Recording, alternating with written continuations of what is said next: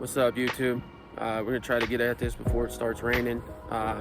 This is part 4 of Black Gloves, Black Mask. Yeah, it's actually a story about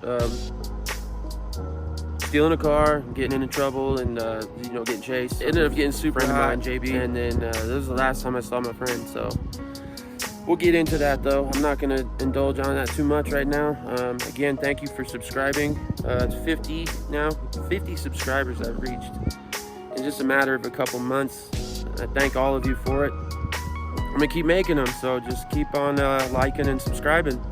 All right, so story kicks off, back in Inglewood, Colorado. We were already pretty deep into the game as it was. JB had been in the gangs, growing up as a youth. He didn't go to school, nothing like that. He just always knew the streets, was selling drugs. I, on the other hand, was, the goody two-shoes to everybody because I did. It's funny when we met school and I went and played basketball. I met him in the house that we were doing all the dirt in. It's like a little trap house. No furniture. You got a light, maybe one lamp. There's no food, no food in the fridge. Everyone sits on the floor, and it's literally where they go to take the vehicles to. Either A, plot something. That being said, I went over there one night, and homegirl introduced me to my boy, and we hit it off right away. I mean, he was a regular guy. I know he'd been in a lot of other stuff than I had. A order that came in from more than somebody, and the lady we worked for ended up telling the crew that she needed me and him to go.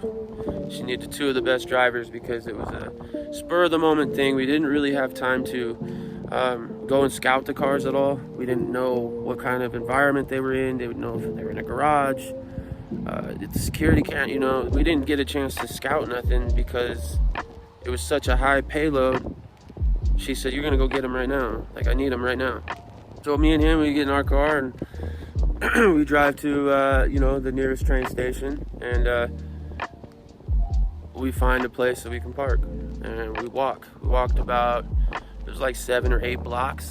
And oh, by the way, this story is pretty long, so I'm probably gonna do a part 1, and then I'll do the second part later on in the week or something, or maybe next week.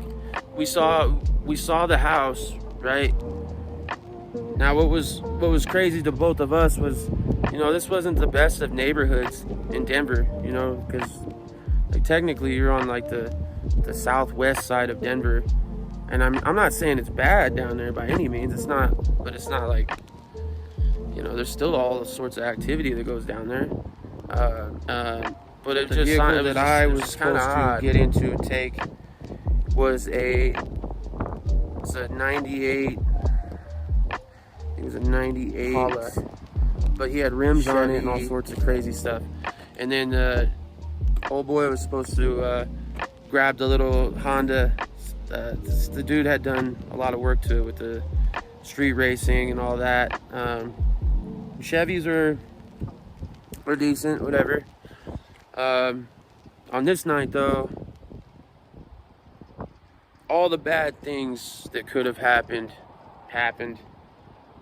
You always want to have a smooth transition into the car. Give yourself enough time to do what you need to do. Look at your boy. You good? Yeah, I'm good. Let's go.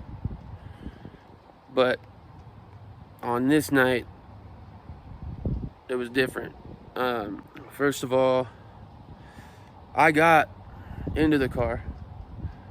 Now, this dude had some sort of added aftermarket security system put on it, and I couldn't override it because it was like a computer module within the motor, and I didn't know how. I'd never seen one before, right? The closest to it is a Cadillac. That's why I brought that up, because Cadillac has the same kind of feature. It's a module built in the motor, and it just doesn't turn the motor over. We ain't taking this one. We need the key. Notice the lights were on now in the house where they weren't before. And I'm telling my partner, I'm like, yo, it was all dark in there, wasn't it? He's like, what are you talking about? It was all dark in there. Believe me, I saw it. There's lights on, bro. I don't know if they're watching us or if they're calling the cops, but I'm gonna go boost that Ford. There's like a little Ford, it's a bullshit Ford at, not a Focus, it's like I want to say a Ford Taurus, but an old school one. It looked like a damn spaceship. Fords are the easiest to boost, and I needed a car because I was in panic mode. You see lights on, you see anything like that, either A, the homeowner or the vehicle owner is calling the cops. So you literally have 3 minutes in my pocket. They respond. And I told him I'm gonna go get that Ford. He's like, you good? Yeah, I'm good, bro. I'll get it because I'm not taking the other one. So I get out the car. And I told him, get him daps, see you there. He fires up the Honda. So I'm like, cool. At least we got one of the two. I didn't hear sirens like I just told you we were supposed to hear. So I'm in the Ford Taurus, and he's pulling out of the driveway, and 2 cars pull into the street with their lights off. And I'm looking at my partner and I'm like, flip a bitch and go the other way. And then he sees them, and then they hit him with the spotlight, and then they turn on the whaler. And I'm still trying to boost this car, okay? I'm still in there like, oh my God. You talk about adrenaline. One goes with old boy, right? And the other one just pulls up right on me. Get out of the car. Fired that bitch up, put in reverse. I'm gone, right? Following them. He took I-25. Yes, he took I-25. And you never take the highway, first of all. So I was kind of disappointed in my boy, but I understand why he did it because he couldn't lose the cop. The highway is the last place you want to go, though. It's where State Patrol has no jurisdiction to follow you anywhere.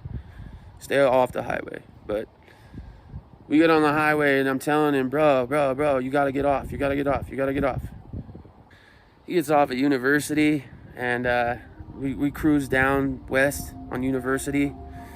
Then we hang a left, and then I'm like, we're talking, and we had earpieces in from our phones. I'm talking to him.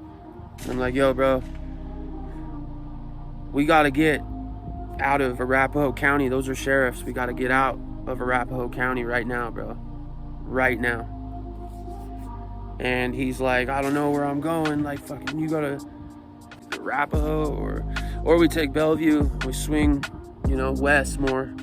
I said, or we take Hamden, but Hamden's always 35 miles an hour. You know what I mean? It's always, and there's always cops on the highway. So 35 miles an hour. We said, nah, we'll take Bellevue as the closest exit. I said, we gotta make a right. Gotta make a right on Bellevue, okay? Right on Bellevue. All right. So we, light turns red. There's cars, traffic, everything. And these cops, dude, they were good drivers. I'm not gonna lie to them because I was trying to lose them. I was weaving through cars, traffic. They stayed on my ass, dude. And granted, the other cars were pulling over and stuff so that they could chase us. And it is, 1 o'clock in the morning, so there's not too much traffic. Right. It is a Friday night, I believe. Now we're cruising, and now it's like a straightaway because there's a median right in the center, and you got me in the right lane and him in the left lane because it's 2 lanes. Well, 4 lanes, 2 going one way, 2 going the other. You got me and him, and then you got the police, one of them behind one of us. I know it's a Taurus. I got that bitch over 100, 110. Believe that. I mean, he was cruising. But the ultimate goal when you're with somebody like that and you both are getting chased is you don't branch off until you both agree on branching off, because you always want to be on point. You always want to know what your partner's doing, because if he does something out of the ordinary, you ain't gonna know what the fuck to do. You know what I mean? Do I follow? Do I branch? What am I supposed to do? And you could potentially get yourselves caught doing that shit. So you always communicate. Always. You're gonna hear the crazy shit that happens at that intersection. And believe me, it's life-changing, and it changed mine. So I appreciate y'all watching. I'm sorry that I have to do a 2-part episode. This one's cold though. It's a good story. I remember I could feel it right now when I'm talking about it. Like when I'm cruising, you know what I mean? Like the right or going down the highway, I could hear I could feel that adrenaline pumping. And it's I don't say that I miss it. I won't miss it, but that feeling that you get because you are almost like, you're not scared, but it's like you're nervous. You know what I mean? You're just nervous. You got butterflies and shit. You don't know what's gonna happen. That's the thing, is the unknown. Somehow you get hooked to that when you're plugged into the matrix. I don't know. You know what I mean? So you guys be good. I appreciate y'all watching. I'll try to get it out as soon as I can. Maybe even tomorrow night I'll do it. That way y'all can watch it. Please stick around. It is good. Like and subscribe. I love every single one of you. Thank you.